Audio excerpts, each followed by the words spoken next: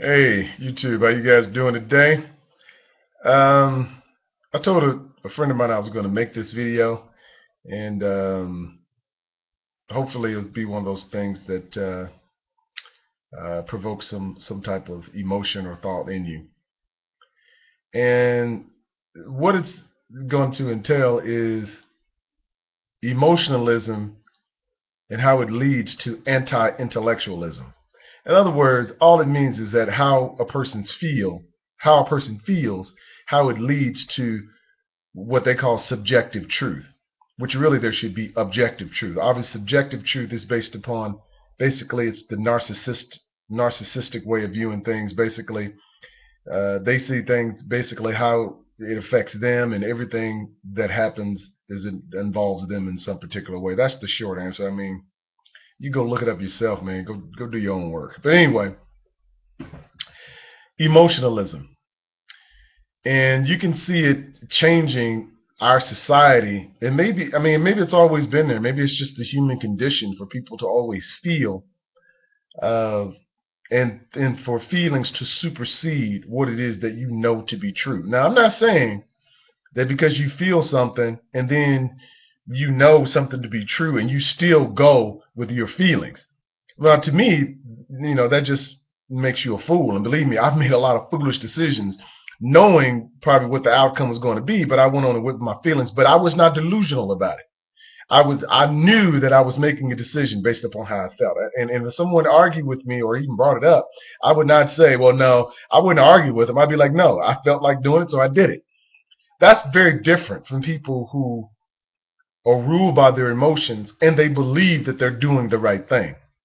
These people are what I call mentally ill. And I also told a friend of mine I was going to define what I mean by when I say mentally ill. When I say mentally ill, I'm not necessarily saying that you're retarded or that you don't have aptitude and you're not intelligent. No.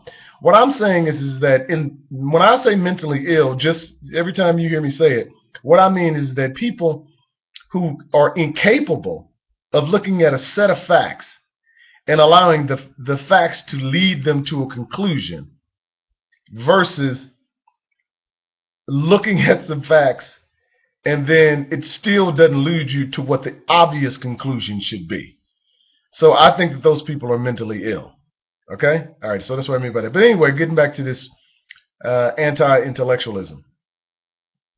I can give you a whole bunch of examples that I think will be better than me just trying to explain everything to you. Okay, I'm trying to sell my house now.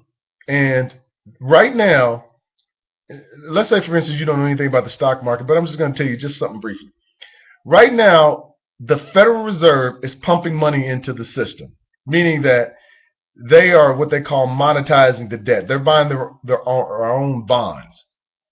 But they're also buying mortgage-backed securities, so they're pumping in $85 billion a month, with the B per month. But that's just what we know. I believe they're pumping more than that.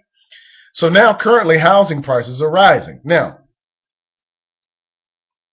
if housing prices are rising, there are people who actually believe that that is a recovery.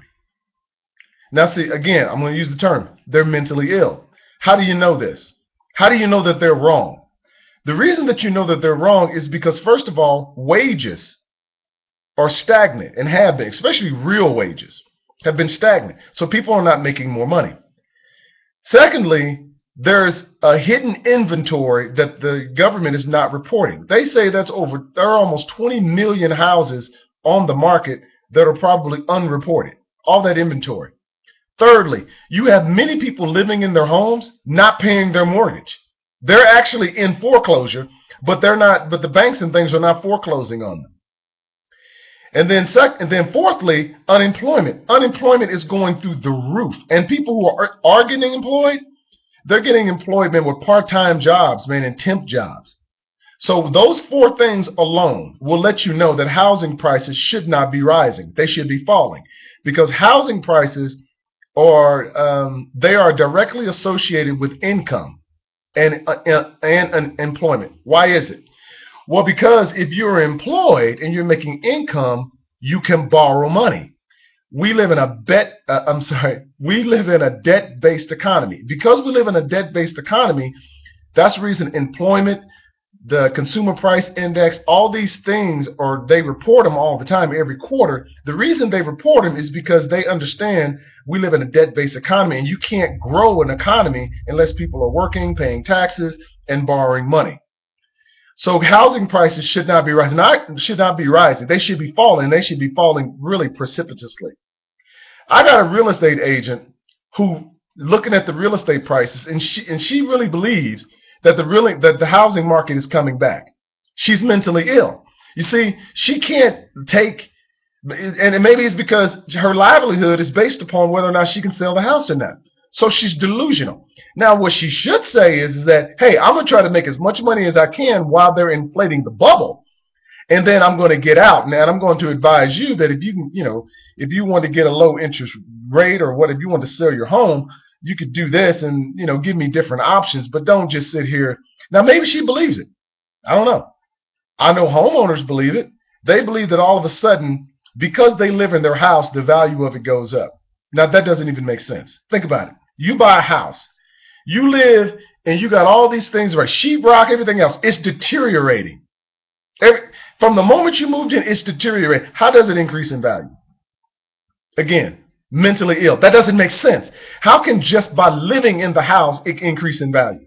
Remember the housing bubble? Again, I don't think that you have to be an economist. I don't think you have to know all this stuff about the economy. You should know that if you start to use something and it starts to deteriorate, how does it increase in value? That's the reason price discovery is very important. All price discovery in a free market simply means that it sends a signal to people whether you have too much of something or you have too little, or you have too much demand versus not enough demand and supply as well. So if you have a large supply of homes and your unemployment is high and real wages are not increasing, that should equal housing prices falling, but they're not. You see what I'm saying? Mentally ill. This is emotionalism. People are attached to their house emotionally, so they can't think it through. This creates an environment of anti-intellectualism. They can't think it through, and it's not hard to think through. It just doesn't make sense. But they still believe because they went and bought some stainless steel appliances that their house went from $180,000 to $290,000, or it's just insane. I'm going to make a part 2 of this video because I know that people's attention span can't go longer than 2 or 3 minutes. So it's come up on 8 minutes, but I'm going to make a part 2 or maybe a part 3. I don't know how long it'll go, but that was just one example. I want to dive into a couple more examples, and then the lesson will be yours.